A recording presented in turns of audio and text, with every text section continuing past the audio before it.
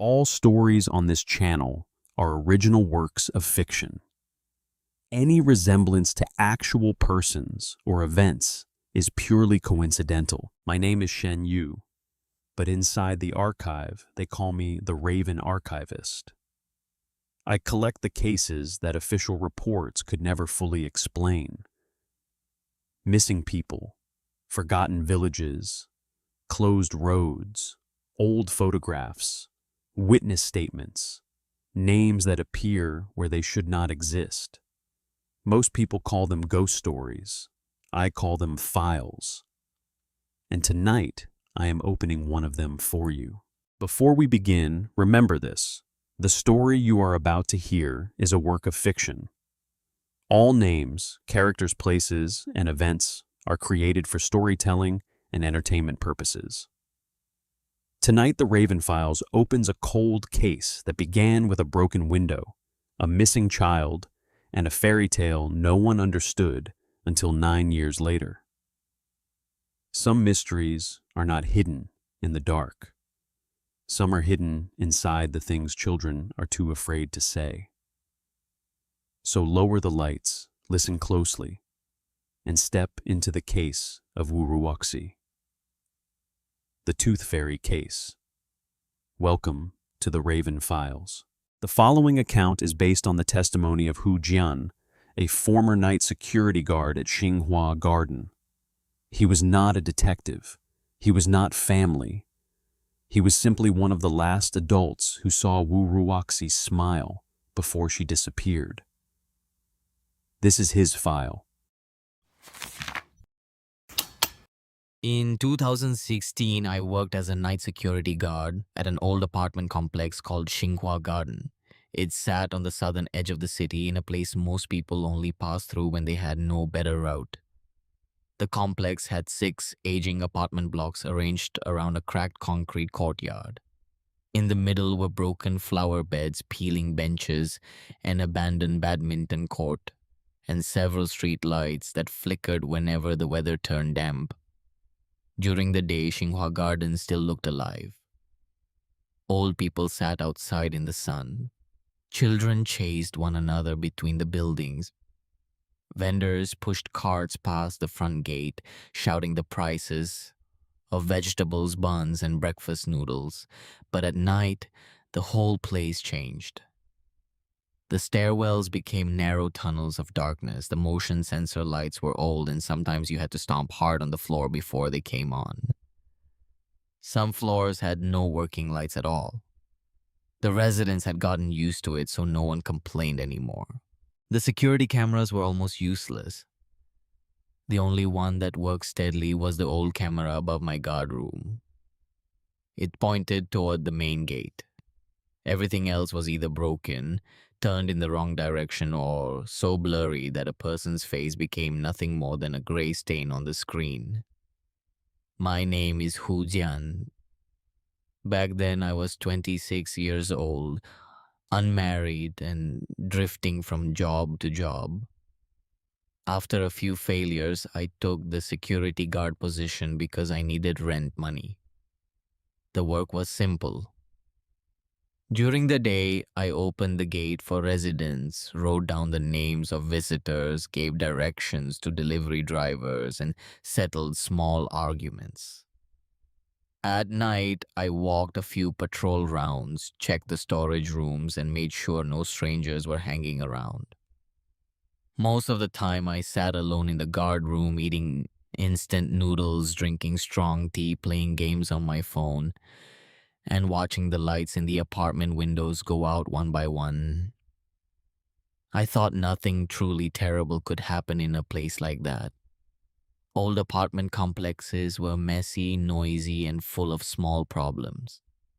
A stolen electric bike, a couple arguing, children fighting, old neighbors fighting over laundry space. At worst, maybe a drunk man shouting at the gate. I never imagined that one day a 10-year-old girl would disappear from her own bedroom. And I never imagined that the broken window everyone blamed at night was not the way the monster came in. It was a trap, A trap that fooled the police, fooled the neighbors, fooled her family, and fooled me for 9 years. The missing girl's name was Wu Ruoxi. The people close to her called her Shishi. I met Wu Ruoxi 2 months before she disappeared. That afternoon, I was sitting in the guard room playing a mobile game when I heard a little girl shouting from outside. "Uncle Hu, come out here. Hurry!" I ran outside and saw a girl about 10 years old standing in the courtyard. She was tall and thin for her age, with pale skin and a ponytail tied slightly crooked. In front of her stood two older boys. Behind her, a chubby little boy was sitting on the ground crying hard. The girl pointed at the two boys. "Uncle, they're bullying him. They stole his comic book and hit him." One of the boys stepped forward and shoved her. "Mind your own business." She fell to the ground, but she did not cry. I rushed over and grabbed the boy's wrist before he could push her again. The other boy tried to run, but I caught him by the collar and pulled him back. The two boys struggled and cursed. "You just wait," one of them shouted. I said, "Fine, I'll be waiting in the guard room. If you bully anyone again, I'll call your parents." They ran off. The girl got up, dusted off her dress, and immediately picked up the comic book from the ground. She handed it back to the chubby boy. "It's okay now," she said. "If they bully you again, come find me. I'll protect you." The little boy nodded while wiping his tears. That was my first impression of Wu Ruoxi.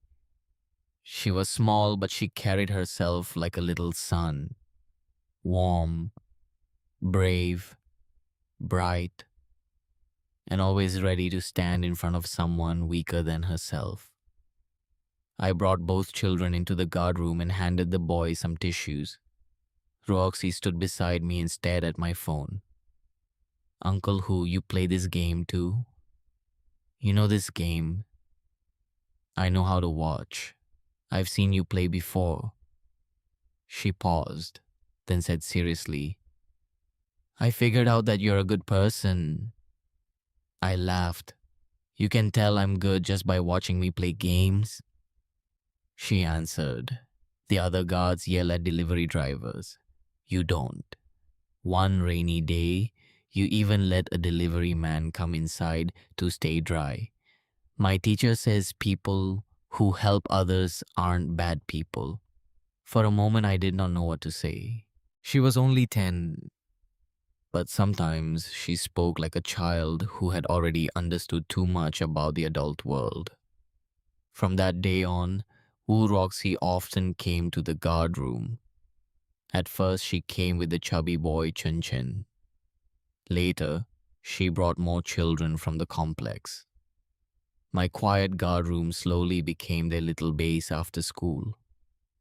I bought tangerines and they ate them. I played games and they stood behind me giving advice. I pretended to scold them for being noisy and they laughed and pulled snacks from their school bags to share with me. Ruoxi was always the first to share. Even if she only had one small piece of chocolate, she would break it into several pieces.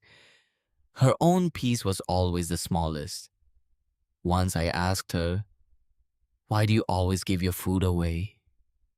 She said, "Because eating alone isn't fun. But if you share everything, you get less." She smiled.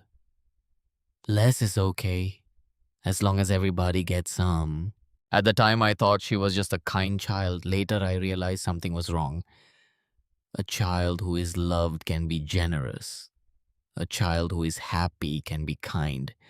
But Ruoxi was not only kind, she was almost afraid of seeing anyone abandoned.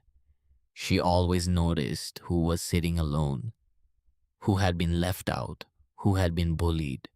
who had no one to walk home with. Once Chen had been scolded by his mother. He sat in the corner of the courtyard without saying a word. Ruoxi sat beside him and handed him a peeled tangerine. Chen asked, "Why do you always care so much about other people?" Ruoxi thought for a long time. Then she said, "Because being alone makes people sad. If no one calls them, they might think they don't matter anymore." When she said that, it did not sound like she was talking about other people. It sounded like she was talking about herself. I missed that warning, just like I missed many others.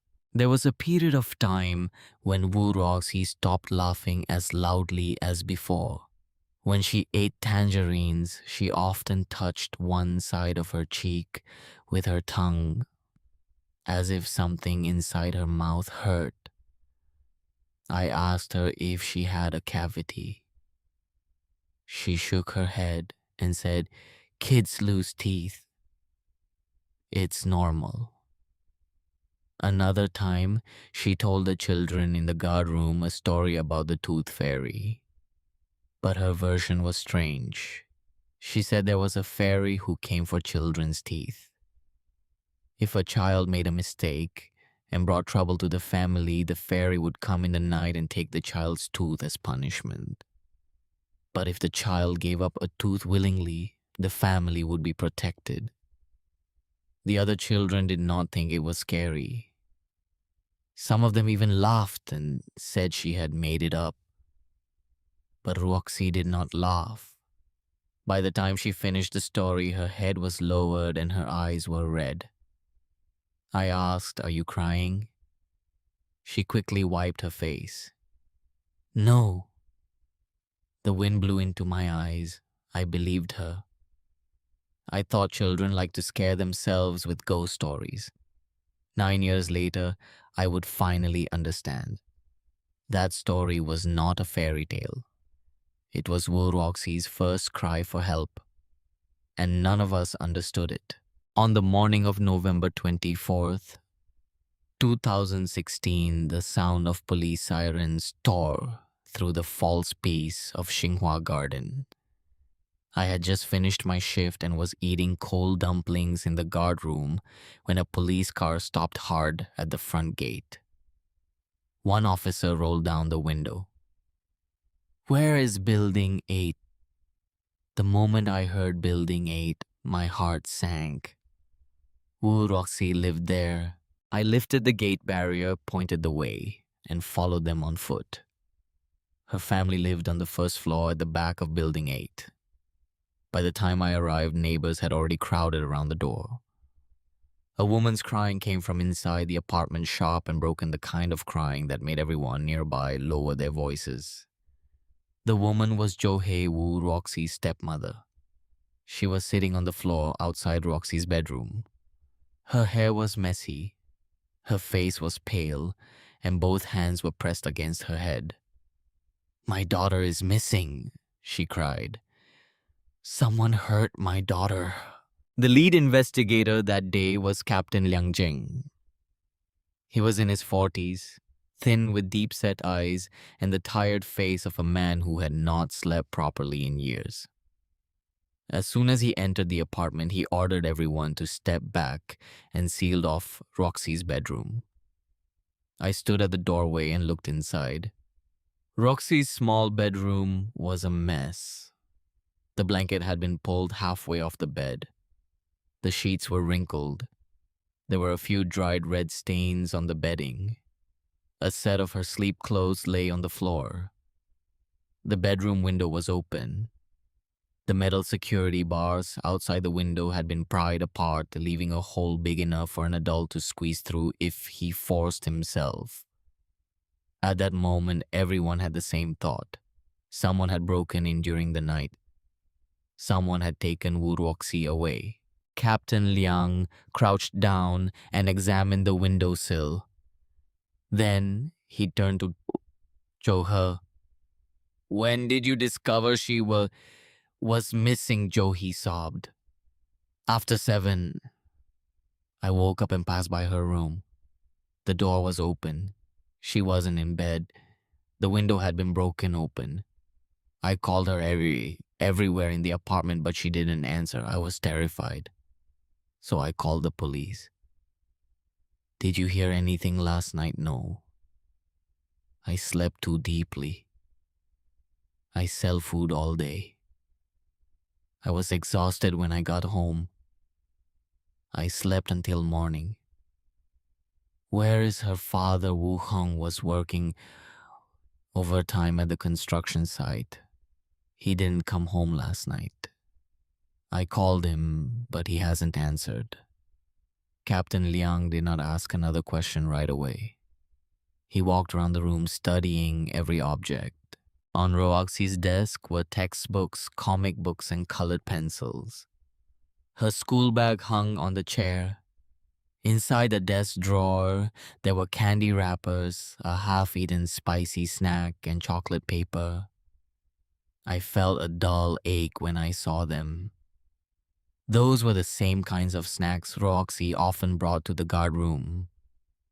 Captain Liang picked up the spicy snack packet, looked at it, then put it back. He asked Joe, "Do you usually buy these snacks for her, Joe?" He looked stunned for a second, then shook her head. "No, I don't like children eating that stuff. It's not clean." "What about her father?"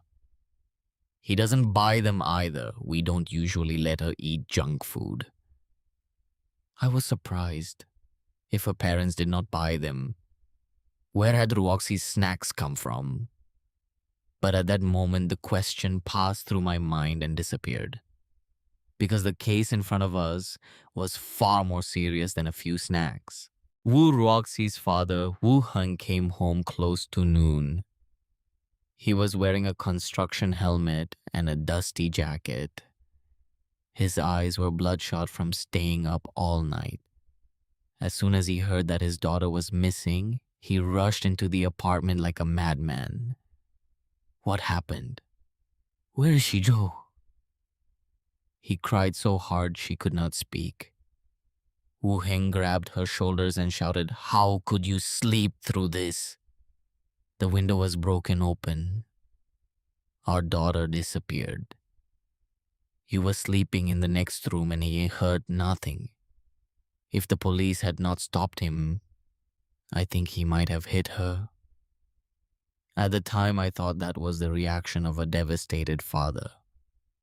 But Captain Liang stood beside him watching for a long time. His expression was not simple. After examining the room, Captain Liang pulled me aside in the hallway. "How long have you worked here?" "A little over 2 months. Are you close with this family?" "Not with the parents, but I know Ruoxi. She comes to the guard room a lot." "What kind of child is she?" I answered without thinking. "She's good, very sensible, always helping other people. She's like a little son." Captain Liang looked at me. "How sensible?" That question made me pause. I did not know how to answer. He said, "This scene is strange. If a stranger broke through the window, a 10-year-old girl would scream. Her mother was in the next room. Neighbors are right next door. Someone should have heard something." I looked toward the bedroom. He continued, "If the attacker used violence immediately and kept her from screaming, the scene would be different. There would be more signs, but if she was awake and conscious, why didn't she call for help?" I asked, "What are you saying?" "There are 2 possibilities. 1, she knew the person. 2, she was threatened so badly that she did not dare make a sound." For the first time, I felt that this was not a simple kidnapping. On the first day, the police almost turned Xinhua Garden upside down. They questioned every household around Building 8. They checked the stairwells, the back lot, the bicycle shed, the storage rooms, the garbage station, and the drainage path behind the complex. The camera at the front gate was reviewed again and again. It did not show Ruoxi leaving the complex. The cameras outside the nearby shops were either broken, too blurry, or pointed in useless directions. No one saw a stranger carrying or dragging a little girl. No one heard a scream. No one saw Wu Ruoxi leave her home. It was as if she had vanished inside that bedroom. The news spread quickly. By the afternoon, everyone in Xinhua Garden knew that the little girl from the first floor of Building 8 was missing.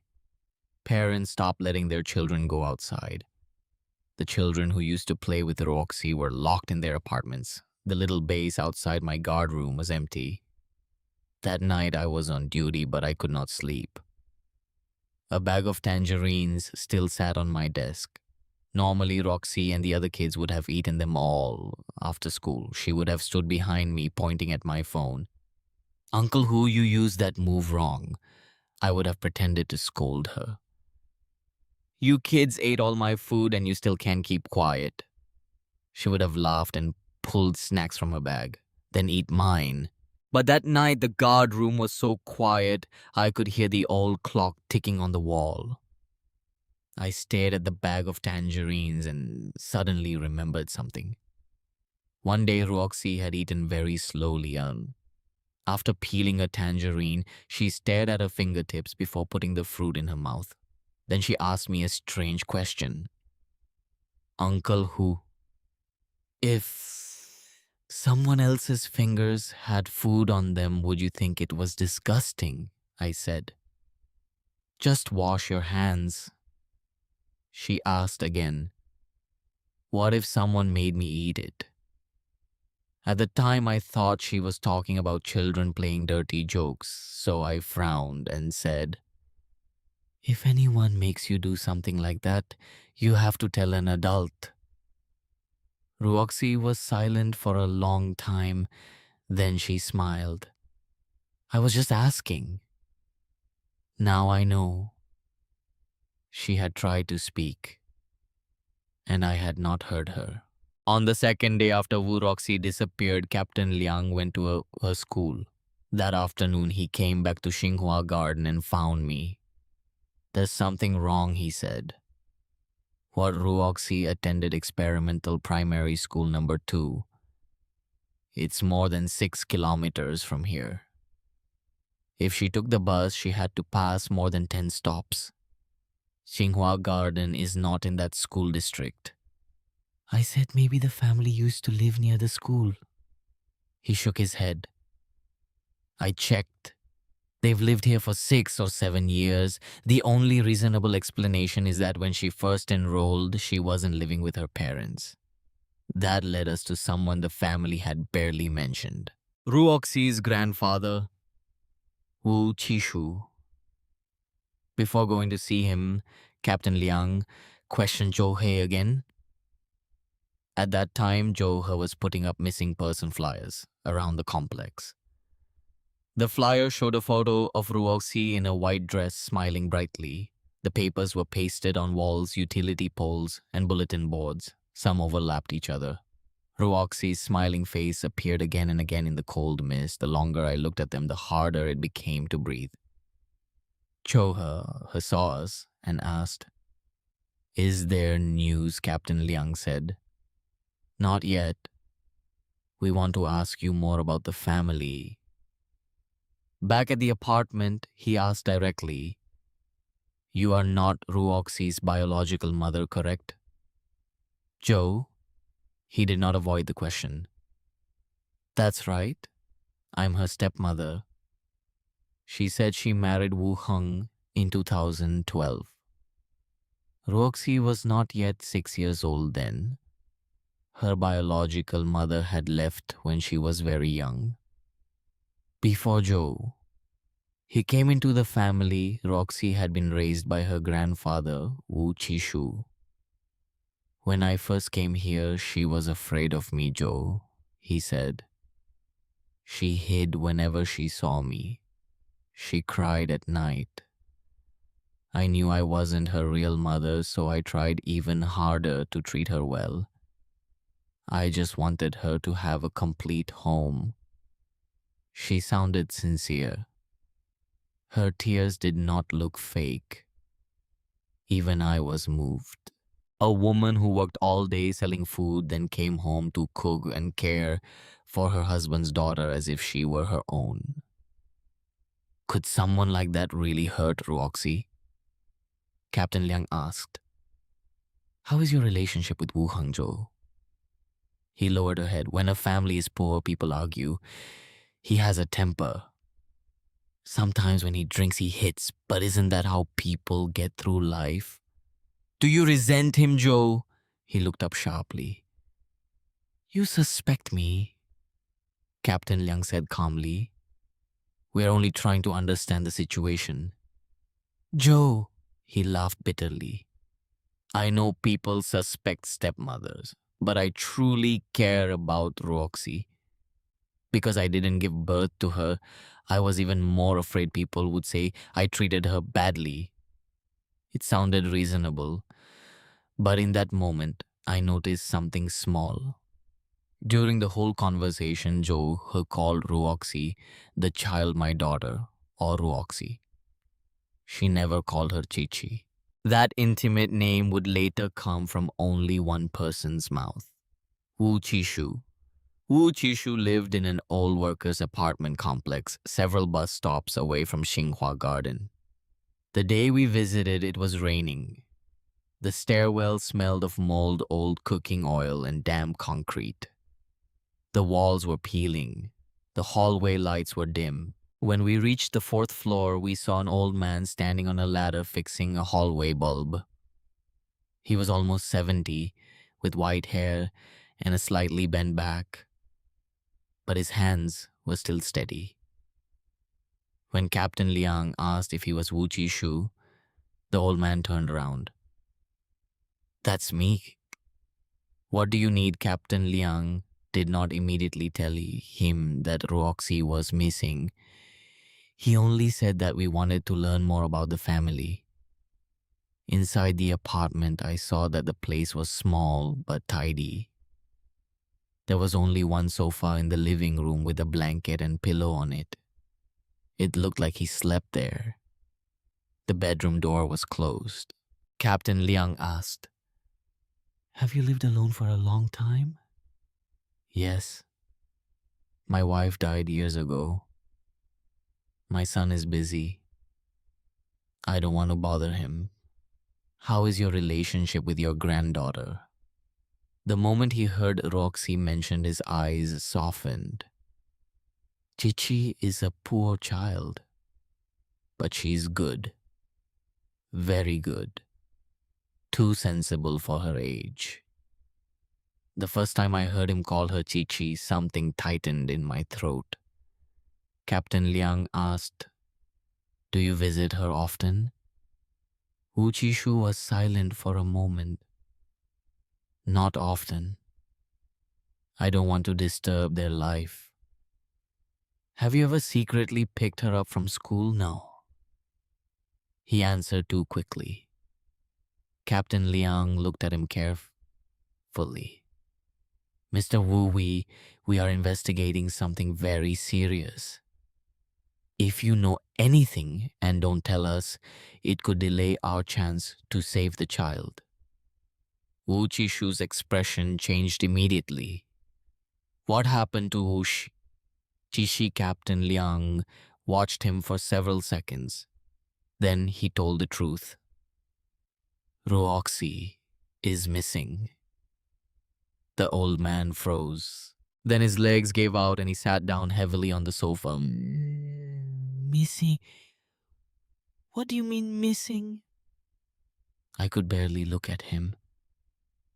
Captain Liang said, You need to tell us the truth. Have you ever picked her up? Tears filled Wu Chishu's eyes. Yes, I have. But I never hurt her. She is my life. How could I hurt her then? He told us the past. Ruoxi's biological mother left when Ruoxi was still very young. Wu Heng was poor, angry, and irresponsible. He once wanted to give the baby away to another family. Wu Qishu cursed his son and took the child himself. A 60-year-old man who had never cared for a child began learning how to make formula, change diapers, and soothe a crying baby at night. He said that in the first few months he barely slept. When Ruoxi cried at night, he carried her around the apartment until dawn. When she had a fever, he carried her to the hospital on his back. When she learned to walk, he sat on the floor for hours with his arms open, waiting for her to take a few steps toward him. The first word Jishi ever said was Grandpa, he said, his voice shaking. Not Dad. Not Mom. Grandpa. When Ruoxi was 6, Wu Heng brought Zhou He home and said he wanted to take his daughter back to give her a complete family.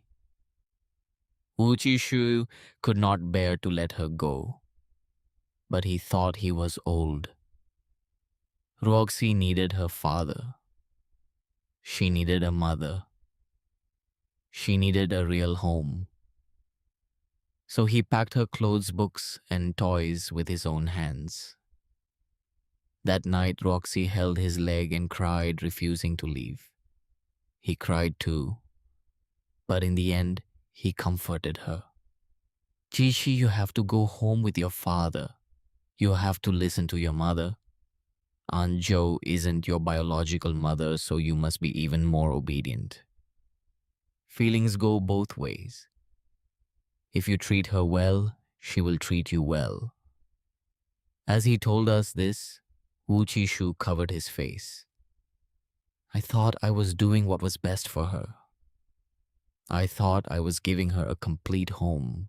After Ruoxi moved back in with her father and Zhouhei, Wu Qishu still visited often at first. But one day, while picking her up from school, he almost fell crossing the street. Ruoxi rushed out to help him and was clipped by a passing vehicle. Her injuries were not serious, but she had to stay in the hospital for observation. That night, Zhou He stayed by her bed and took care of her. The next morning, Wu Jishu came to the hospital and saw Zhou He feeding water to Ruoxi. The child looked sad and would not smile. But when Ruoxi saw her grandfather, she burst into tears and reached for him. Wu Qishu saw the disappointment on Zhou He's face. That was when he understood. If he kept appearing, Ruoxi would never truly lean on her stepmother. So he stepped back. He rarely went to his son's home after that. But he missed Ruoxi too much. Once in a while, he secretly went to her school and picked her up. He bought her fruit and walked her close to the entrance of Xinghua Garden. Then he stood at a distance and watched her go inside. I didn't want them to know, he said. I was afraid Chichi would be caught in the middle. Captain Liang asked, did you ever buy her spicy snacks, chocolate candy, or packaged snacks? Wu Qishu shook his head firmly. No, those things aren't healthy. I only bought fruit. If she couldn't finish it, I told her to share it with friends. I never let her take snacks home. That answer made my back go cold. If Wu Qishu did not buy those snacks, then who did? Who had been buying Wu Ruoxi spicy snacks and chocolate? Who had been picking her up? Who had been close enough to frighten her, yet hidden enough that no neighbor ever mentioned him? After we left Wu Qishu's home, Captain Liang stayed silent for a long time. Then he said, the old man isn't the kidnapper. I asked, Then who was buying those snacks? That, he said, is the person we have to find, but that person was like a ghost. The neighbors had never mentioned him. Ruoxi's parents denied knowing him. Her grandfather did not know. The camera had not captured him. We were stuck again. That night I wandered through Xinghua Garden alone. I walked to the outside of Ruoxi's bedroom window. The broken security bars had been tied back together with wire. In the darkness, the hole looked like a twisted eye staring out from the wall. I stood there for a long time. Then I heard something behind me. I spun around. Who's there? Two boys stood in the shadows, frightened, holding fingers to their lips. I recognized them. They were the same boys who had bullied Chen Chen on the day I first met Ruoxi. One of them whispered, "Uncle Hu, we saw a shadow in Wu Ruoxi's home before." I immediately pulled them to a brighter place. What shadow? The boy swallowed. He said that more than a month earlier, they saw Ruoxi sitting alone on a stone bench with her school bag beside her. The bag was full of snacks. That day she was strange. They teased her, but she did not get angry. They opened her chocolate and ate some, but she said nothing. Then they noticed she was looking toward her apartment. The curtain of her bedroom window was slightly open. Through the gap, both boys saw a shadow move past. They thought there was a thief inside, but Ruoxi said, "That's not a thief, and it's not someone you should know about." The boys were scared, but they secretly followed her home. When Ruoxi knocked on the door, it opened from the inside. They could not see the person who opened it, but they heard Ruoxi say in a trembling voice, "Please, don't pick me up after school anymore." One of the boys pressed his ear to the door. He said there was an old man's voice inside a voice that sounded like his own grandfather. When I heard that, I immediately thought of Wu Jishu. I rushed to the old man's apartment and accused him of hiding Ruoxi. If Captain Liang had not followed me in time, I might have made a terrible mistake. After we questioned Wu Jishu again, it became clear. He had picked Ruoxi up from school before, but he had only walked her to the entrance of Xinghua Garden.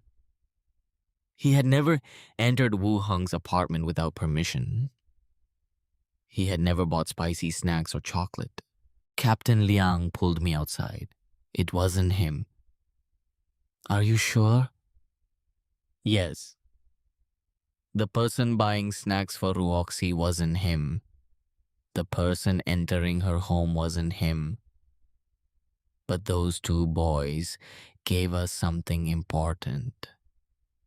What this person could enter the apartment when Roxy's parents were not home. Ruoxi knew him. She feared him. But she didn't dare talk about him. And Zhou He or Wu Heng almost certainly knows who he is. That night, Captain Liang brought Wu Hengzhou, her and Wu Qishu to the station for separate questioning. I went with 2 officers to take official statements from the boys. By the time I returned, it was nearly midnight. I thought there would be a breakthrough, but Captain Liang was sitting in the lobby surrounded by cigarette smoke. The ashtray in front of him was full. He said no one talked. Zhou He denied that an older man had ever entered the apartment. Wu Heng denied it too. Wu Qishu knew nothing. Captain Liang slammed his fist on the table. There is clearly someone. but he's as if he never existed. Then he started analyzing the case from the beginning. If that man could contact Ruoxi, enter her home, and buy her snacks, he had to be connected to the family. But why wouldn't her parents say anything? There were only two possibilities. One, they had committed something with him. Two, they shared a secret that could not be exposed. Captain Liang said, "We need to search Wu Heng's apartment." The next morning, the police arrived at Wu Heng's apartment with a search warrant. Zhou He opened the door. Her face was pale. Wu Heng lost his temper and shouted that the police should be looking for his daughter instead of harassing the victim's family, but this time Captain Liang did not back down. The search was thorough. I was not allowed inside. I stood at the doorway while neighbors gathered behind me. Their whispers pressed into my ears like insects. After a long time, Captain Liang came out of the main bedroom. In his hand was an evidence bag. Inside was one of Ruoxi's white dresses. It had been washed, but there were still stains that would not come out. Wrapped inside the dress were several old metal tools with suspicious marks on them. The moment Zhou He saw the bag, her legs nearly gave out. Wu Heng's face turned gray. Captain Liang looked at them and asked slowly, "What is under the floor?" Zhou He trembled for a long time. Finally, she pointed toward the large wardrobe in the main bedroom. "Move that away." The officers moved the wardrobe. Under it was a patch of newly poured cement, a different color from the old floor. When the cement was broken open, everyone went silent. There was a body buried beneath the floor. But it was not Wu Ruoxi. It was an older man. His name was Yuan Xiangdong. Zhou He finally confessed. According to her, Yuan Xiangdong was someone from her past. Before marrying Wu Hengzhou, he had worked in a shampoo and massage shop in a small county town. Yuan Xiangdong was a regular customer. He was older, had money, and appeared polite. He had given her money and gifts, and the two had maintained an improper relationship for some time. After Zhou He met Wu Heng, she wanted to cut off her past and start over in the city. But in 2016, Yuan Xiangdong found her. He came to her food stall and threatened to tell Wu Heng and the neighbors about her past if she refused to see him. At first, Zhou He gave in out of fear.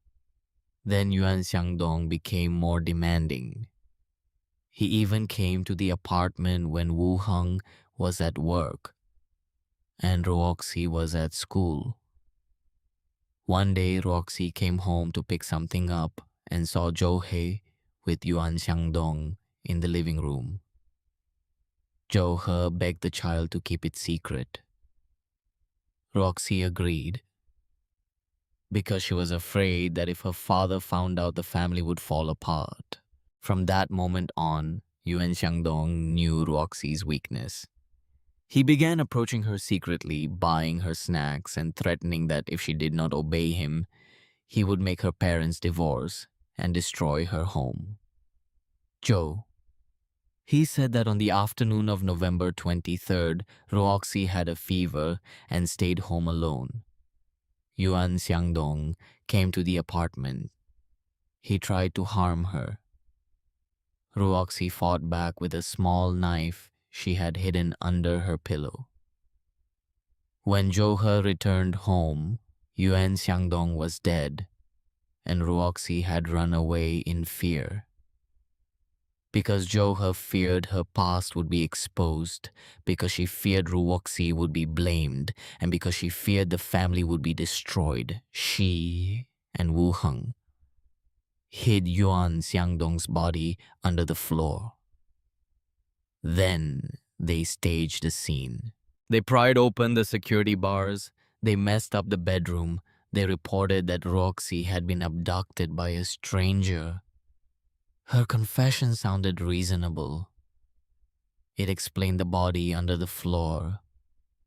It explained the broken window. It explained why Zhou He and Wu Heng hid the truth. But I did not believe it. I asked Zhou He if Roxy really ran away. Why didn't she go to her grandfather? Zhou He lowered her head. I was panicking. I don't know what she was thinking. I asked again. Roxy was terrified of being alone. She would never disappear without telling anyone. Do you really believe she left by herself? This time, Joe. He did not answer. For one short moment, I saw her eyes avoid mine. That moment told me everything. She was still hiding something. But the police needed evidence. And back then, we did not have it. The case was quickly closed in the most convenient direction. Yuan Xiangdong was the predator. Ruoxi had disappeared after fighting him off. Zhou He and Wu Heng had hidden the body out of fear. The focus of the case shifted to the destruction and concealment of evidence. As for Wu Ruoxi, she was reduced to one cold sentence in the official notice. Wu Ruoxi is currently missing and the police are continuing their search. A 10-year-old child, alive or dead, became one line of text. I could not accept it. Wu Qishu could not accept it either. From the day he learned Ruoxi was missing, the old man searched for her every day. He carried a few cold buns and a bottle of water. He walked from Xinhua Garden to her school, from bus stations to parks, from hospitals to train stations. The colder it got, the more he searched. Once I saw him in the snow. His shoes were soaked. His hands shook so badly he could barely hold his water bottle. I told him to go home and rest. He shook his head. It's dark, Xiao Hu. My Chichi is afraid of the dark. If she's outside alone, what will she do? I could not answer. He said she didn't bring a thick coat. It's so cold these days. Is she freezing? Has she eaten? Is someone bullying her? Then he sat down by the road and cried like a child. I stood beside him helpless because I was asking the same questions. Where was Chichi? Was she alive? If she was alive, why had she not come home? If she was dead, who had made her disappear? 9 years passed. I left Xinhua Garden, changed jobs, got married, and had a daughter of my own. My life slowly returned to normal. But the Wu Ruoxi case never left me. Some nights I dreamed of the old guard room. In the dream, Ruoxi stood at the door with her school bag in her arms, smiling. Uncle Hu, did you buy tangerines today? I always woke up before I could answer. In 2025, my daughter began losing her baby teeth. One evening, my wife told her the story of the tooth fairy. She said that when a child loses a baby tooth, the child can put the tooth under the pillow. At night, the tooth fairy will come to take the tooth and leave a coin or a small gift. When I heard the words tooth fairy, my whole body went cold. I remembered the story Ruoxi had told, a completely different version. A version about children giving up teeth to protect their families. I asked my wife, is that the normal version of the tooth fairy story? She looked surprised. Yes. Why I did not sleep that night. I remembered everything. Ruoxi touching her cheek when she ate. Ruoxi asking about someone forcing her to eat from dirty fingers, Ruoxi having snacks that her parents did not buy and her grandfather did not buy, Ruoxi telling a twisted tooth fairy story and nearly crying. Then I understood. The clue was never in the window. It was in Ruoxi's mouth. The next morning, I called Liang Zheng. He had already retired. His voice sounded much older. I said, Captain Liang, we were wrong. The tooth fairy story was the clue. Someone used it to threaten Ruoxi. The other end of the line was silent for a long time. Then he said, I'm coming. We began investigating again. The first thing we did was find the children who had played with Ruoxi. 9 years had passed. Those children had grown up. Some were studying in other cities. Some had started working. Some did not want to talk about the old case at all. But Liang Zheng still had connections. With help from local officers, we contacted them one by one. Chen, the chubby boy Ruoxi had once protected, was now a college student. When he saw me, he recognized me immediately. Uncle Hu, I nodded. He was silent for a long time before asking, Did you find Sister Ruoxi? I did not know how to answer. We asked him about the tooth fairy story. Chen remembered it clearly. He said Ruoxi had told the story in the guard room. After she finished, some children laughed. He did not laugh because he saw that Ruoxi was scared. Later, I asked her privately if the tooth fairy was real. Chen said. She told me that if a child caused trouble for the family, the child had to give something back to the tooth fairy. What did she have to give? She covered her mouth and wouldn't say. Covered her mouth, yes. Like her tooth hurt. We then found a young woman who had been Ruoxi's classmate. She said that in 2016, their class had watched a cartoon episode that mentioned the tooth fairy. Most students knew the tooth fairy as a happy story. But later, Ruoxi had asked her a strange question. If I hurt a little and mom and dad stop fighting, is that worth it? The classmate asked what kind of hurt she meant. Ruoxi only shook her head. The young woman said, I remember her mouth smelled like medicine. She said her mother took her to see a dentist at night. A dentist? That was the first real clue in 9 years. It took us days to find the dental clinics that had operated near Xinhua Garden in 2016. Most had closed. Some had changed owners. Others had moved. Finally, through old health department records, we found a small private dental clinic that had once operated illegally near the apartment complex. The dentist had moved back to his hometown. Liang Zheng and I went to see him. At first, the old dentist denied remembering anything. But when he heard the name Wu Ruoxi, his face changed. He remembered the girl.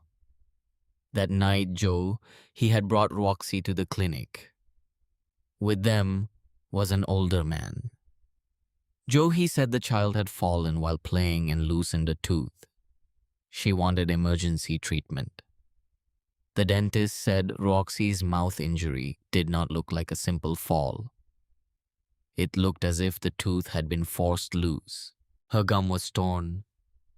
The inside of her lip was bruised. She was so frightened she did not dare speak. When the dentist asked whether she had fallen, Ruoxi first looked at Joe. He then nodded. The older man stood behind Joe Hei.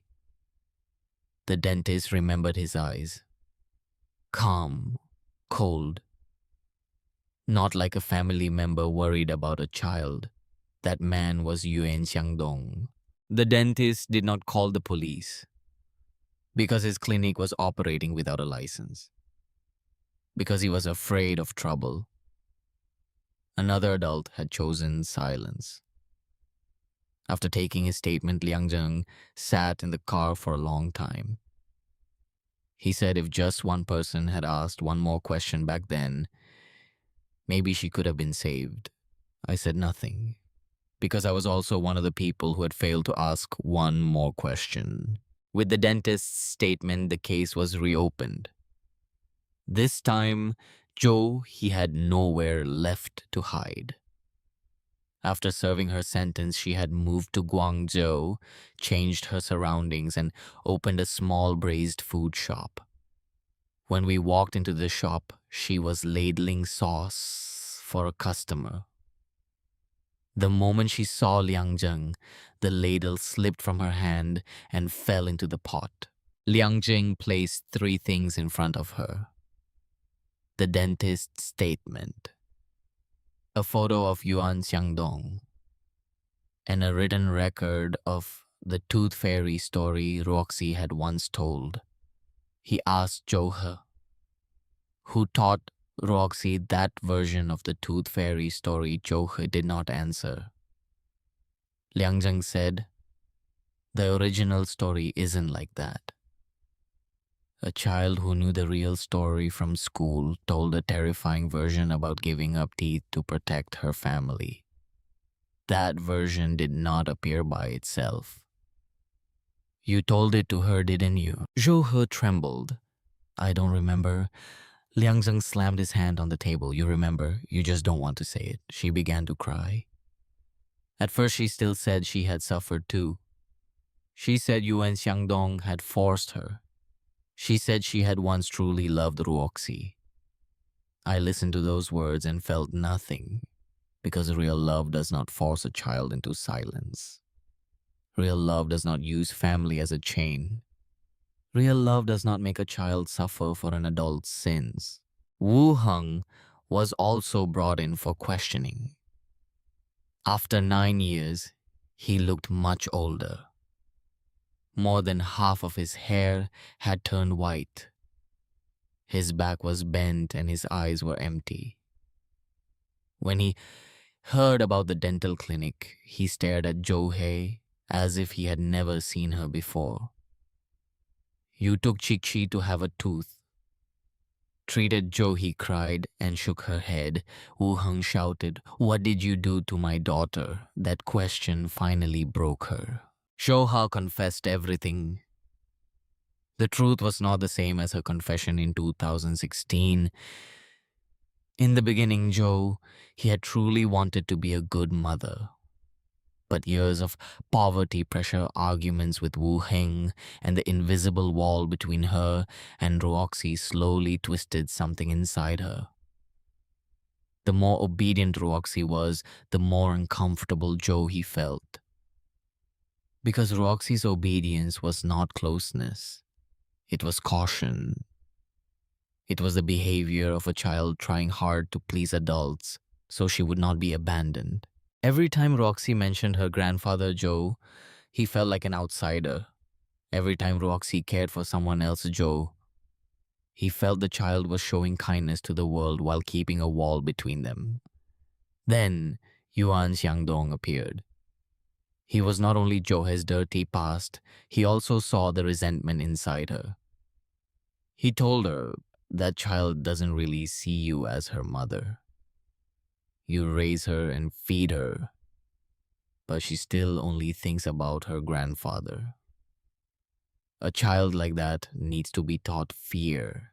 At first, he only scolded Ruoxi. Then she began using the tooth fairy story to scare her. She told Ruoxi that children who disobeyed would have their teeth taken by the fairy. Children who brought trouble to their families had to give up a tooth to make up for it. If they did not, their parents would divorce, the home would collapse, and everything would be the child's fault. At first, Ruoxi did not believe it. But her mentioned her grandfather. She said, if this family falls apart, your father won't want you. I won't want you. Your grandfather is old. He can't protect you forever. Do you want him to suffer because of you? That was Ruoxi's greatest weakness. She was afraid of making others sad, afraid of the family falling apart, afraid of hurting her grandfather, afraid of being left alone. A child like that could be controlled with emotion. Once Yuan Xiangdong injured Roxy's mouth, he did not take the child to a proper hospital. She took her to a private clinic at night. On the way there, she warned Roxy, "If you say anything wrong, your father will know everything. Your grandfather will know too. Everyone will suffer because of you." Ruoxi stayed silent. After that, she began telling the Tooth Fairy story to other children. It was the only way she could speak the truth without directly breaking her promise to her stepmother. But no one understood. On the afternoon of November 23rd, 2016, Ruoxi had a fever and stayed home alone. He went out to sell food. Wu Heng was at the construction site. Yuan Xiangdong came to the apartment. Ruoxi did not want to open the door, but he said, "If you don't open it, I'll call your mother back. Then I'll tell your father everything." The child opened the door. Yuan Xiangdong entered. That time he crossed the final line. Ruoxi fought back. She had hidden a small knife under her pillow because she had been afraid for a long time whenever she was home alone. During the struggle, she badly injured Yuan Xiangdong. When her returned, Yuan Xiangdong was still breathing. Ruoxi was also still alive, but she was badly hurt, barely conscious. He only had to call emergency services. One call, but she did not call. Yuan Xiangdong grabbed her hand and told her that if she called the police, everything would come out. Her past, her relationship with him, the things she had done to Ruoxi. She would lose her home, her husband, her life. Her hesitated. Only for a few minutes. But those few minutes took Wu Ruoxi's life. The child died on a small bed while the stepmother she had tried to protect was deciding whether to save the child or save herself. After that, he realized that as long as Yuan Xiangdong lived, he would control her forever. So she killed him. When Wu Heng came home, He lied. She told him Yuan Xiangdong had harmed Ruoxi, that Ruoxi had fought back and run away, and that Yuan Xiangdong was dead. She cried and begged Wu Heng to help her. She said that if they called the police, Ruoxi's reputation would be destroyed, whether she was alive or dead. The whole family would collapse. Wu Heng was weak, cowardly, and foolish. He believed his wife, or rather he chose to believe the explanation that hurt less, because if he did not believe it, he would have to admit that he had failed as a father long before that night. Together they buried Yuan Xiangdong under the floor. As for Ruoxi he had already carried her body out during the first night and buried her in a wasteland west of Xinhua Garden, beneath a wild tree near a drainage ditch. Then they staged the scene. They pried open the security bars. They messed up the bed. They reported the case. They said Wu Ruoxi had been taken by a stranger. All of us were fooled. When her finished confessing, Wu Heng lunged at her as if he wanted to strangle her. The officers held him back. His voice broke from screaming, "Give my daughter back. Give Chi back to me, He only cried. I did not pity her. I thought only of Ruoxi. I thought of her standing in the guard room, covering her mouth when she smiled. I thought of her asking what she should do if someone forced her to eat something from dirty fingers. I thought of her telling the tooth fairy story and lowering her head to hide her tears. Back then, if just one adult had listened more carefully, if just one person had asked another question, if just one person had told her that she did not need to protect adult mistakes, maybe the ending would have been different. Based on Joe. His confession, the police found Wu Ruoxi's remains in the wasteland west of Xinhua Garden. 9 years. The child was finally found, but not in the way I had hoped. I did not go to see. I could not. I wanted to remember Ruoxi as she had been the last time I saw her in the guard room, wearing a white dress, holding her school bag, smiling and asking me, "Uncle, who did you buy tangerines today?" I did not want the final darkness to replace that image in my memory. After the real truth came out, I went to the hospital to see Wu Qishu. He was very weak. 9 years of searching had worn him down until he was almost only skin and bones. He lay in the hospital bed with cloudy eyes and thin breathing. The doctor said he might only have a few days left. I stood by his bed for a long time, not knowing what to say. Should I tell him that his Jishi had died 9 years ago, that she had not run away, that he had searched the whole city while she had been buried not far from Xinhua Garden all along, that the woman he had once told Roxy to obey had been one of the people who pushed her into despair? Those words were too cruel. But the old man looked at me as if he already knew. He asked, "You found Jishi, didn't you?" I nodded. His tears fell immediately. He did not ask whether she was alive. Maybe deep down he already knew. He only asked, was she cold? My throat closed. "No, Mr. Wu. She isn't cold anymore." He closed his eyes. Tears rolled down toward his temples. I heard her. I handed her over with my own hands. I told her to listen to her mother.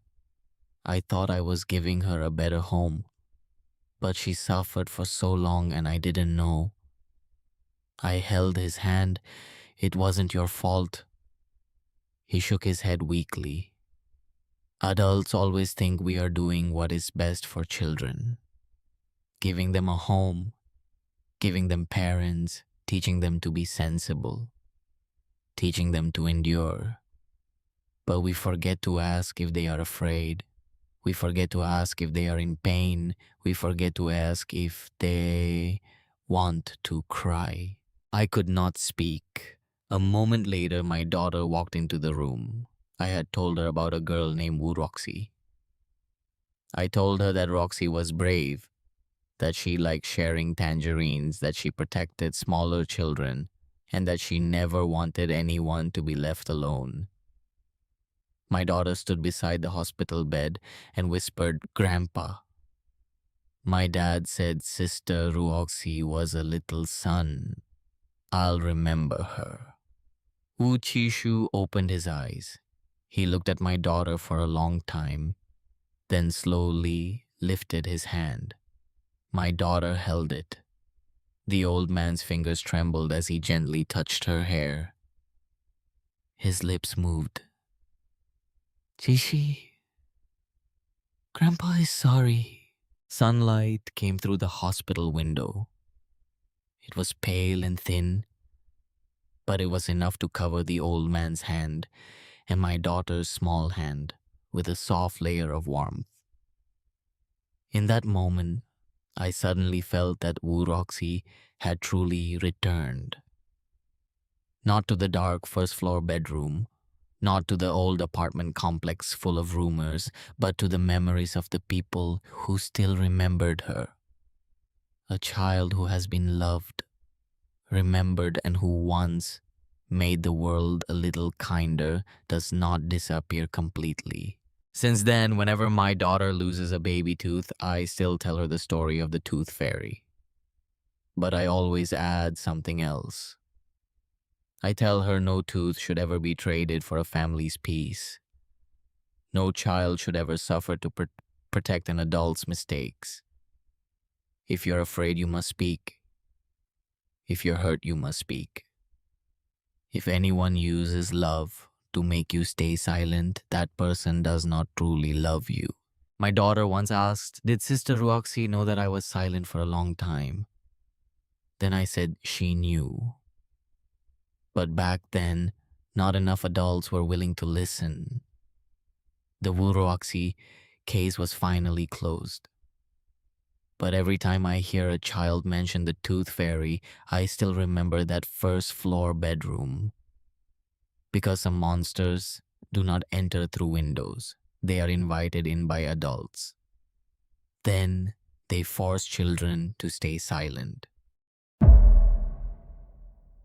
The official report may close the case, but not every file stays silent. Wu Ruoxi was finally found. The truth was finally spoken.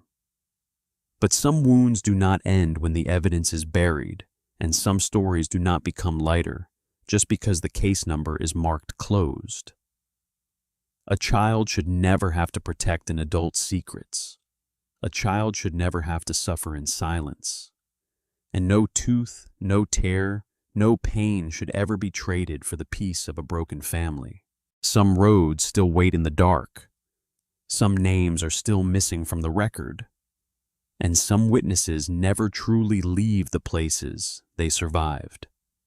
If another file is found, if another voice comes forward, I will open the archive again. Until then, this is Shen Yu, the Raven Archivist. And this file is now closed.